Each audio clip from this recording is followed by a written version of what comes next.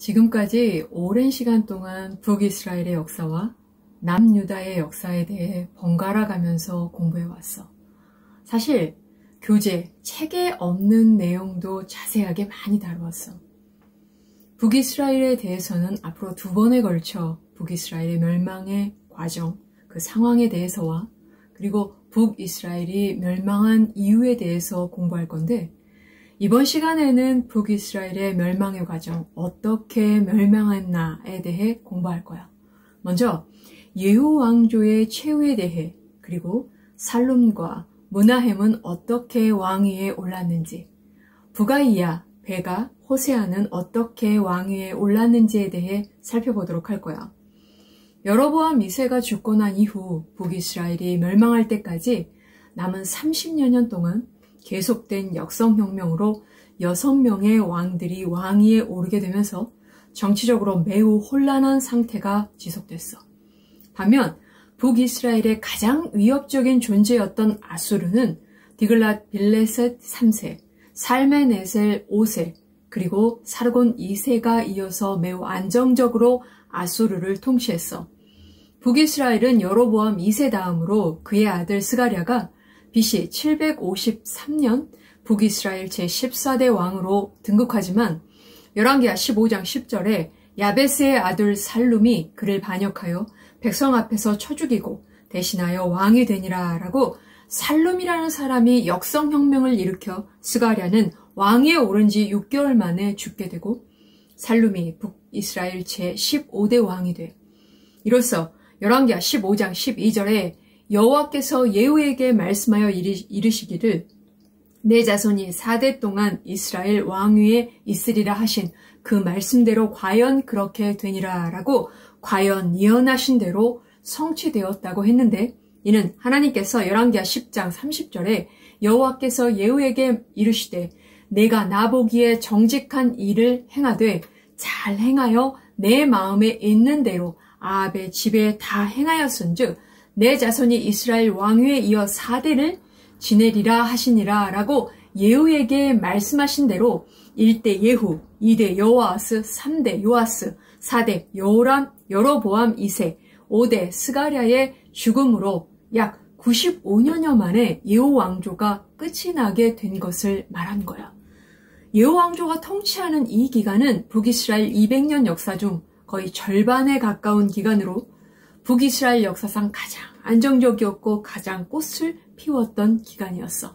열왕기하 15장 14절에 가드의 아들 므나헴이 디르사에서부터 사마리아로 올라와서 야베스의 아들 살룸을 거기서 쳐 죽이고 대신하여 왕이 되니라 라고 가치파 가디의 아들인 므나헴이라는 사람이 살룸이 스가랴를 죽이고 왕위에 올랐다는 소식을 듣고 사마리아 이전 약 50여 년간 북이스라엘의 수도였던 디르사에서 군대를 이끌고 올라와 살룸을 제거하려 했어. 이때 므나헴뿐만 아니라 베가라는 사람 역시 자기 군대를 이끌고 사마리아로 올라왔어. 그러나 자기보다 세력이 큰 므나헴과 합세했고 결국 므나헴이 살렘을 죽이고 제16대 북이스라엘의 왕위에 올랐고, 열왕기하 15장 25절에서 그 장관이라는 말이 나오는 것처럼 므나헴을 도왔던 베가는 왕 다음으로 가는 높은 지위에 오르게 돼. 그런데 므나헴이 살룸을 제거하는 과정에서 한 가지 사건이 일어나게 되는데, 므나헴이 디르사에서 사마리아로 가던 중에 딥사라는 곳을 점령하려 했는데 그 성 사람들이 저항하자 성 주위와 성 안에 있던 사람들을 무참히 죽이면서 열왕기하 15장 16절에 그때에 므나헴이 디르사에서 와서 딥사와 그 가운데에 있는 모든 사람과 그 사방을 쳤으니 이는 그들이 성문을 열지 아니하였음이라. 그러므로 그들이 그곳을 치고 그 가운데 아이벤 부녀를 갈랐더라 라고 아주 잔악무도한 짓을 저질렀어. 이처럼 므나헴은 매우 잔인한 사람이었어. 므나헴이 왕위에 오른 후 아수르의 큰 영웅이 일어나게 돼. 아수르의 군대 장관이었던 불 혹은 풀루라고 하는데 이 사람이 아수르 왕을 죽이고 자신이 왕위에 오르게 되어 BC 746년부터 727년까지 통치했는데 그가 통치한 후부터 아수르는 강력한 힘을 갖게 돼. 그리고 국내뿐만 아니라 국외로 세력을 뻗치게 되면서 북이스라엘까지 침범해 왔어. 열왕기하 15장 19절에 아수르 왕 불이 와서 그 땅을 치려함에 므나헴이 은 1000달란트를 불에게 주어서 그로 자기를 도와주게 하므로 나라를 자기 손에 굳게 세우고자 하여라고 큰 위기에 빠진 므나헴은 부자들에게 한 사람 앞에 은 50세겔씩 강제로 거두어 풀루 곧 디글렛 빌레셀 3세에게 자신의 왕권을 지키고 왕권의 정당성을 인정받기 위해 은 1000달란트를 바쳤고 이를 받은 후에 아수르 왕은 자기 나라로 돌아갔어. 므나헴은 이렇게 10여 년을 통치한 후에 열왕기하 15장 22절에 므나헴이 그의 조상들과 함께 자고 그의 아들 부가이야가 대신하여 왕이 되니라 라고 므나헴이 죽고 난 후 그의 아들 부가이야가 북이스라엘 제17대 왕위에 오르게 돼. 부가이야가 왕위에 오른 지 2년이 되었을 때 열왕기하 15장 25절에 그 장관 르말랴의 아들 베가가 반역하여 사마리아 왕궁 호이소에서 왕과 아르곡과 아리엘을 죽이되 길르앗 사람 50명과 더불어 죽이고 대신하여 왕이 되었더라 라고 큰 권력을 가지고 있었던 베가가 반란을 일으켜 부가이야와 그의 충신들을 죽이고 왕위에 올랐어. 그리고 열왕기하 15장 27절에 유다의 왕 아사랴 제52년에 르말랴의 아들 베가가 이스라엘 왕이 되어 사마리아에서 20년간 다스리며 라고 20년을 통치했다고 했는데 이 기간은 므나헴을 도와 높은 지위에 올라 함께 통치한 기간을 포함한 기간이었을 거야. 그러므로 왕으로서 혼자 통치한 기간은 실질적으로 약 7년 정도라고 볼 수 있어.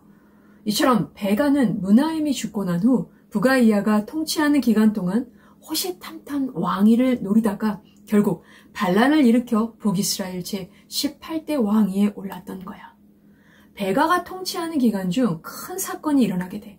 북이스라엘이 멸망하기 13년 전인 주전 734년에 열왕기하 15장 29절에 이스라엘 왕 베가 때에 아수르 왕 디글랏 빌레셀이 와서 이온과 아벨벳 마아가와 야노아와 게데스와 하셀과 길르앗과 갈릴리와 납달리 온 땅을 점령하고 그 백성을 사로잡아 아수르로 옮겼더라 라고 앞에 등장했던 아수르의 왕 블루 곧 디글랏 빌레셀 3세가 북이스라엘에 쳐들어왔어. 그리고 갈릴리 북쪽 일대와 납달리 지경을 비롯해 요단 동편 길르앗 땅까지 다 차지했어. 결국 이때 사마리아와 그 일대 나머지를 제외한 땅을 다 차지했던 거야. 그리고 그 지역에 살고 있던 북이스라엘 백성들 중 아무나 잡아간 것이 아니라 반란을 일으키지 못하도록 통치에 관여한 귀족들이나 유능한 사람들을 포로로 아수르로 잡아갔어. 또한 귀를 자르고 눈을 뽑고 손목을 자르고 하는 매우 잔인한 짓들을 하며 아수르는 자기들을 무서워하고 두려워하도록 이와 같은 공포 정치를 폈어. 주전 732년에 호세아가 반란을 일으켜 베가를 죽이고 제19대 북이스라엘의 마지막 왕이 돼. 아수르 왕 디글렛 빌레셋 3세는 호세아에게 조공을 바치게 했고 열왕기하 17장 3절에 아수르 왕 살메네셀이 올라오니 호세아가 그에게 종이 되어 조공을 드리더니 라고 호세아는 이처럼 아수르의 왕의 도움을 받아 정치적으로 안정을 꾀했어. 그런데 BC 727년 디글렛 빌레셋 3세가 죽고 난 후 그 다음에 살메네셀 5세가 아수르의 왕이 되자 열왕기하 17장 4절에 그가 애굽의 왕 소에게 사자를 보내고 해마다 하던 대로 아수르 왕에게 조공을 드리지 아니하매 아수르 왕이 호세아가 배반함을 보고 그를 옥에 감금하여 두고 라고 호세아는 아수르에게 바쳐오던 조공을 바치지 않았고 아수르를 배반하고 비밀리에 애굽과 손을 잡았어. 이에 아수르 왕인 살메네셀 5세가 북이스라엘을 침략해서 호세아 왕을 잡아 감옥에 가두고 사마리아를 3년 동안 포위했는데 이 상태에서 살메네셀 5세가 죽고 그의 아들 사르곤 2세가 사마리아를 계속 포위하다가 결국 그에 의해 점령당하게 되므로 호세아가 통치한 지 9년 만에 주전 721년에 북이스라엘은 완전히 멸망당하게 돼. 북이스라엘이 황폐하게 되었을 뿐만 아니라 2만 7천 명이 넘는 사람들이 포로가 되어 메소포타미아 지역으로 끌려갔어. 오늘 배운 므나헴이나 부가이야나 베가에 대해 성경은 한결같이 열왕기하 15장 18절, 24절, 28절에 여로보암의 죄에서 떠나지 아니하였더라 라고 말하고 있어. 그래, 북이스라엘은 위로는 아수르가, 아래로는 애굽이라는 존재가 늘 위협하고 있었어. 뿐만 아니라 안으로는 언제 왕권을, 정권을 빼앗길지 모른다는, 언제 누가 적이 될지도 모른다는 불안감이 늘 도사리고 있었어. 나라가 이 지경이니 백성들 역시 삶이 매우 혼란하고 매우 피폐했을 게 뻔해. 왕이나 백성들이나 늘 불안하고 한치 앞을 알 수 없을 정도로 절망적이니 당장 어떻게 해줄 것만 같은 착각 속에서 눈에 보이는 금송아지를 더욱 의지했을 거야. 그래서 왕이나 백성들이나 그토록 여로보암의 죄에서 떠나지 못했을 거야. 사실 왕이나 백성들이나 아무리 위로나 아래로나 안으로나 그 무엇이 짓누르고 그 무엇이 위협한다 할지라도 그 어떠한 상황 속에서도 그저 모면하려고만 하지 말고, 그저 불평만 원망만 하지 말고, 그저 낙심만 슬퍼만 하지 말고, 그런 상황, 그런 환경 속에서 썩어서 없어질 금송아지가 아닌, 세상을 의지하는 것이 아닌, 그럴지라도 이스라엘과 함께 하시는 하나님께 나아갔어야 했어. 그런 문제들 속에서 근본적인 것을 깊이 생각하면서 그럴지라도 이스라엘을 붙들고 계시는 신실하신 하나님만을 의지하였어야 했어. 그리고 하나님께서 우리 한 사람 한 사람을 돌보신다는 그 사실을 믿으며 오직 그 하나님만을 의지하며 우리가 마땅히 가야 할 길을 향해 헤쳐 나아갔어야 했던 거야. 알겠지?